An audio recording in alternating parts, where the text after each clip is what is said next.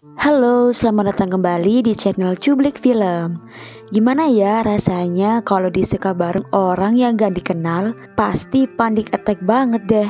Takut dianu-anuin gitu. Kali ini Cublik Film mau nyeritain film yang berjudul Cloverfield Lane, dimana film ini nyeritain tentang perjuangan cewek cantik yang pengen kabur dari penculikan. Buset trepet, langsung aja.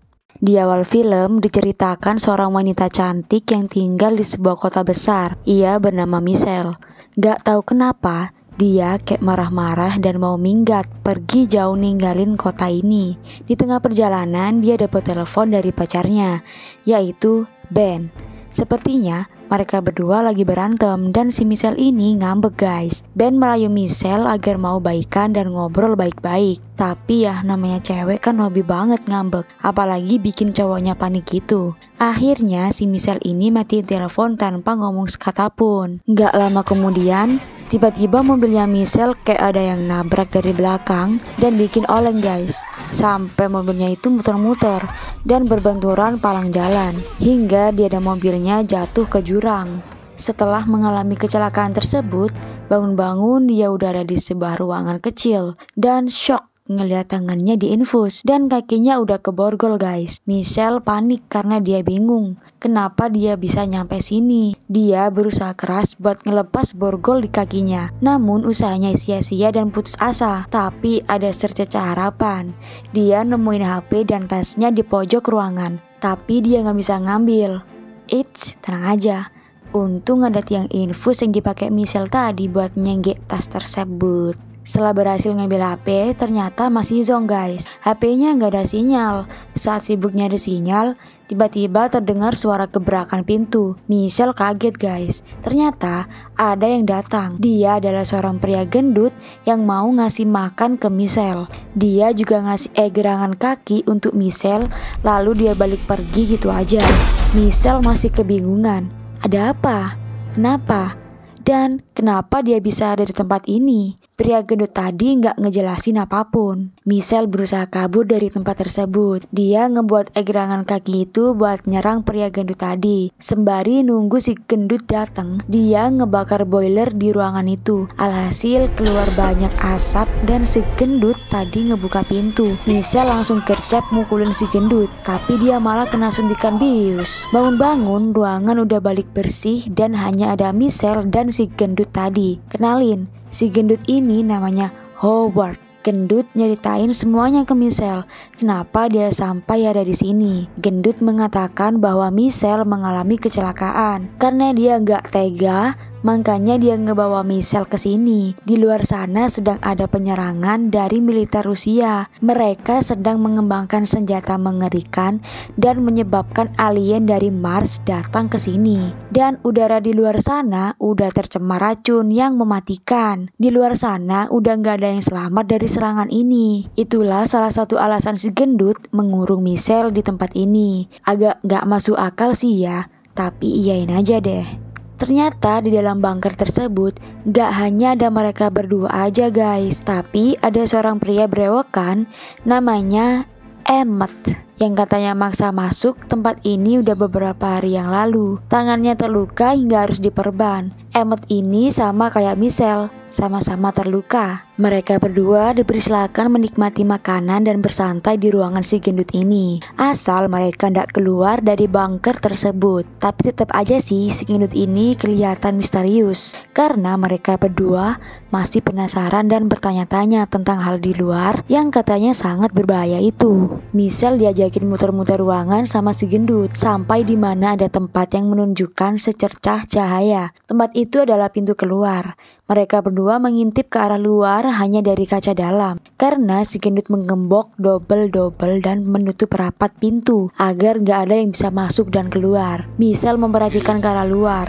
Ternyata di sana ada pemandangan mengerikan, yakni perkumpulan babi yang udah mati dan membusuk karena udah terpapar udara tercemar yang mematikan. Dia juga ngeliat ke arah mobil pickup dan sedikit keinget kalau mobil itu yang nabrak mobilnya Michelle dari belakang kemarin. Saat itu juga si gendut membubarkan ingatan Michelle dan menyuruh kembali ke dalam kamar. Di dalam kamar, Michelle dan si brewok ini ngobrol santai ngap. Brewok menceritakan latar belakang si gendut hingga tujuan dia membangun bunker ini. Ternyata brewok ini ikut serta dalam pembangunan bunker ini karena si gendut sering nyeritain tentang konspirasi dan penyerangan dari negara Al-Qaeda, Rusia, Korea Utara. Jadi dia takut sendiri hingga memaksa masuk ke bunker ini. Tapi si gendut nggak ngebolehin sampai tangannya si brewok ini terluka. Tapi semenjak Michelle keinget mobilnya ditabrak si gendut, sejak itu juga Michelle nggak percaya apapun yang dikatakan si gendut karena ini pasti hanya akal-akalan aja. Michelle sangat yakin kalau dia diculik si gendut dan si brewok meyakinkan Michelle kalau ini beneran karena dia ngelihat serangan ini sendiri.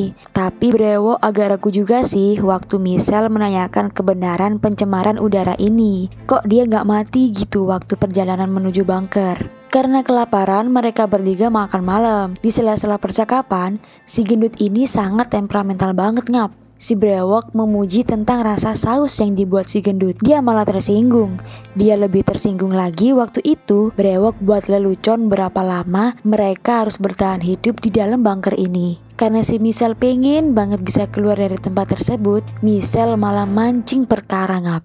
Dia ngebuat kode-kode rahasia sama si brewok ini. Ketika si gendut marah-marah, ini adalah kesempatan buat ngambil kunci di celananya si gendut. Jadi, waktu udah marah-marahnya, mereka melanjutkan makan malam lagi. Dan Michelle diem-diem berhasil ngambil kunci itu. Gak lama si gendut sadar kalau kuncinya hilang ngap. Di satu waktu ada suara mobil dari atas. Michelle langsung berontak mukul pala si gendut pakai botol. Dan dia lari ke arah atas. Brewok dan gendut nyegah Michelle biar gak keluar dari tempat ini. Michelle kesusahan buat buka gemboknya ngap. Karena gemboknya banyak banget. Hampir aja kena tuh si Michelle. Untung aja Michelle langsung gercep ngunci pintu dari luar. Tapi itu bukan luar beneran.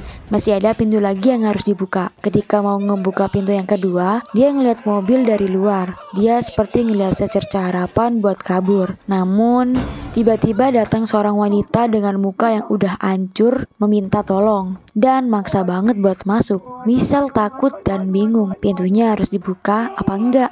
Sedangkan si gendut menyuruhnya enggak ngebukain pintu karena sangat bahaya jika dibuka. Si wanita buruk rupa tadi malah kayak zombie, kayak udah kebelet boker banget pengen masuk ke toilet.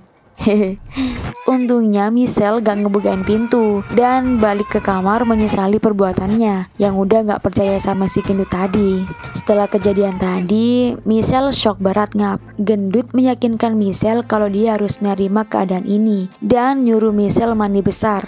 Karena kemungkinan badannya sedikit kena udara yang tercemar tadi dari pintu luar. Abis mandi mereka berdua ngobrol santai. Si gendut minta tolong Michelle buat ngejahit kepalanya yang habis ditabok botol tadi. Katanya Michelle jago banget jahitnya.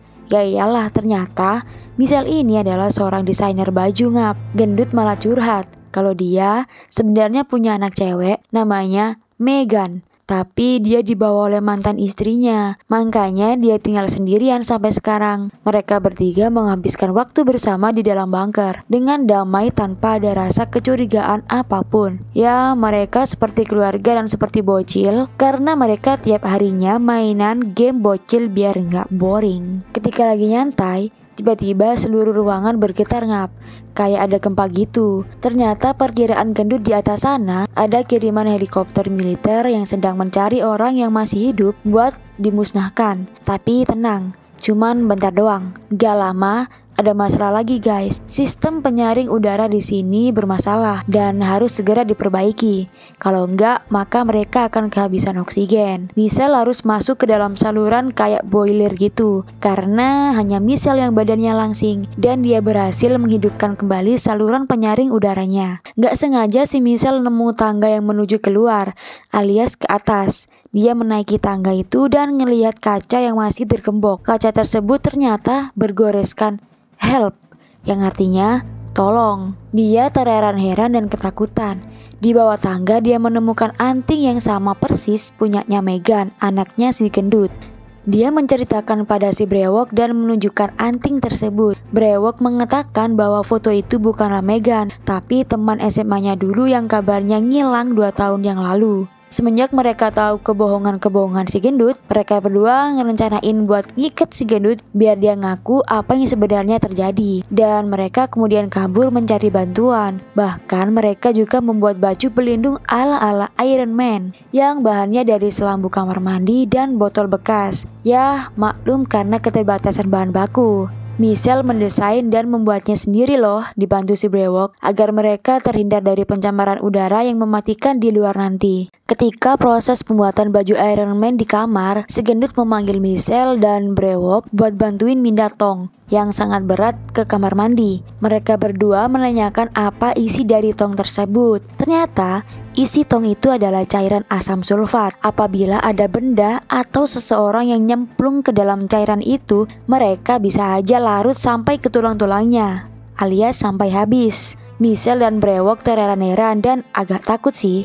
Ternyata mereka berdua sangat ceroboh. Si gendut menemukan gunting dan cutter yang berserakan. Itu akibatnya gendut melarutkan gunting tersebut dan menanyakan kenapa mereka berdua menyembunyikan sesuatu dari gendut. Gendut mengancam kalau salah satu dari mereka nggak ngaku, gendut nggak segan-segan nyemplungin mereka ke dalam tong. Mereka berdua ketakutan dan bingung mau alasan apa. Akhirnya si Brewok mengaku dan menyerah kepada si gendut. Brewok mengakui kalau gunting itu buat ngambil pistol si gendut, buat ngancem si Michelle agar Michelle mau ngehormatin si Brewok. Dia juga minta maaf pada si gendut. Gendut menerima permintaan maaf Brewok, tapi astaga, ini di luar dugaan. Gendut memaafkan Brewok tapi langsung nembak kepala si Brewok saat itu juga. Michelle ketakutan, tapi malah dipeluk si gendut. Alah modus. Dalam suasana hati yang sedang berduka, Michelle memutuskan ngelanjutin buat baju Iron Man-nya yang 95% udah mau jadi. Lah kok pas gitu ya? Si gendut manggil masuk kamar buat nawarin makan malam. Michelle cepet-cepet nyembunyiin alat perangnya. Lah kok pas mau keluar kamar, sekrup yang nempel di saluran udara malah jatuh. Hal ini ngebuat gendut curiga, apalagi dia ngeliat sesuatu di bawah kasur Michelle. Dia nyuruh Michelle minggir dan mau lihat apa itu. Nasi udah jadi bubur. Rencana Michelle buat kabur udah ketahuan si gendut. Gendut sangat marah. Michelle mengunci gendut di dalam kamar. Dia kemudian melarikan diri. Dia menuju ke dapur dan di sana udah ada mayat si Brewok terlebur di dalam kotak asam sulfat. Michelle nyari sesuatu di sana. Ternyata si gendut berhasil keluar kamar dan menghadang Michelle di pintu. Terus, Michelle menyepak tong yang berisi asam sulfat ke arah si gendut. Gendut terpeleset dan larut dalam cairan itu. Michelle berhasil kabur. Cairan tadi mengenai aliran listrik hingga menyebabkan kebakaran di sana. Saat Michelle akan lari ke arah saluran udara, ternyata si gendut menghadang Michelle dan dia masih hidup. Muka dan setengah badannya hancur, jadi kayak zombie. Michelle menyatukan segala barang-barang di sana dan naik ke saluran udara. Gendut gak nyerah buat ngalangin Michelle. Dia menusukkan pisau ke jalan saluran udara, tapi gak kena. Michelle berjuang mati-matian buat kabur, tapi malah kakinya ditarik gendut dari bawah. Tapi untungnya dia berhasil kabur dan nyampe ke atas. Michelle segera pakai baju Iron Man-nya dan berhasil ngebuka gembok jendela menuju tak terbatas. Di luar sepi banget dan dia segera mengendarai mobil. Tapi baju Iron Man-nya sempat sobek. Michelle melakban kakinya itu karena takut kalau kulitnya kena pencemaran udara. Saat itu dia ngeliat burung di langit. Lah, kok bisa hidup? Michelle ngelepas helm Iron Man-nya dong. Dan ternyata selama ini dia kecelik guys. Udaranya gak kenapa-kenapa dan aman sekali. Setelah itu dia ngedenger suara-suara ledakan dan dia ngeliat kayak ada helikopter lewat. Bukan ding, kayak semacam UFO gitu ternyata. Sangat tidak masuk akal sih. Dia segera menuju mobil dan melarikan diri. Tapi mobilnya terkunci dan alarm mobil itu bunyi sampai menyebabkan suara bising. Suara alarm itu memancing UFO itu. Dia sembunyi di balik gubuk bareng mayat wanita yang kapan hari ia tinggalin di luar. Karena klakson mobilnya bunyi terus, Michelle nyari kunci mobil di baju mayat itu. Michelle segera lari kabur dan mencari pertolongan di depan rumah orang. Nggak tahu tapi itu rumahnya siapa. Dari balik rumah ternyata udah ada alien yang gede banget ngancurin rumah itu. Alien itu juga menyemprotkan asap warna hijau. Mungkin asap ini yang bikin udara tercemar, makanya Michelle pakai helm Iron Man-nya lagi. Tiba-tiba aja dia diserang anaknya alien itu. Michelle cepat-cepat masuk ke dalam mobil, tapi alien alien itu tetap mengincar Michelle dan juga mau ngancurin mobil. Michelle terpontang-panting di dalamnya. Mungkin mobilnya akan dibawa ke luar angkasa. Untung aja Michelle inget masih ada sisa bir di mobilnya. Dia inisiatif buat ngebakar alien itu dengan cara masukin botol bir tersebut ke dalam mulut alien. Tuh, wa, ga, dan duar. Gak lama kemudian si alien meletus kayak balon. Mobil yang ditumpangi Michelle terjatuh dan hancur. Si alien pun juga udah kalap alias koit. Anjir, gitu doang. Michelle berhasil kabur dan segera meninggalkan tempat laknat itu. Dia segera mencari bantuan lewat suara radio dan nyari tempat aman. Ternyata kota ini sudah hancur dan masih banyak orang yang membutuhkan bantuan. Tanpa pikir panjang, Michelle balik arah dan niat untuk melawan militer-militer dan alien itu. Wah, kusebut dia cantik dan pemberani, Brody. Dari cerita film ini, kita ambil hikmahnya aja guys. Jadi cewek gak usah ngambek-ngambekan gak jelas gitu deh. Jadinya panjang gitu kan urusannya. BTW gue sendiri juga gitu sih. Tapi keberanian Michelle patut dianjungi jempol guys. Oke guys, sekian cerita hari ini. Sampai jumpa rangkuman film selanjutnya. Yang pengen link filmnya kalian komen di bawah ya. Semoga kalian terhibur dan jangan lupa klik tombol subscribe dan loncengnya ya. Kalau kalian lagi gabut, share juga dong ke teman-teman kalian, gebetan, pacar, mantan, atau ke semua sosmed kalian.